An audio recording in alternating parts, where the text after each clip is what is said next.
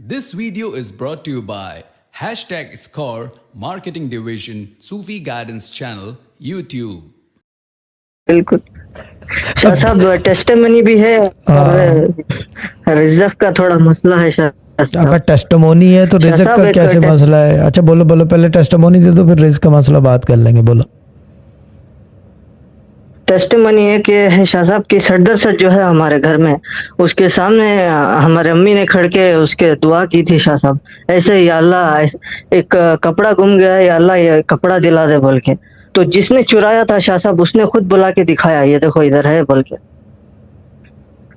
क्या बात है यार।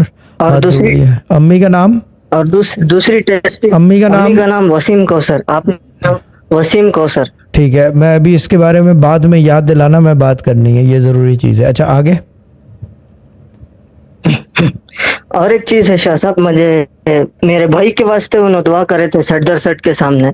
सर टेस्टिमनी है ये भी, ये जिन्नात सतारा ये इसी वक्त दफा हो जाए घर से बोल के दुआ किए थे, तो वो भी इमीडिएट ठीक हो गया था। इसी बारे में बात करनी थी क्योंकि ये खुला हुआ सदर सद है और मेरे ख्याल से ये ग्रुप में एक ही औरत है या मर्द है जिसके ऊपर खुला हुआ सदर सद है। ये हूँ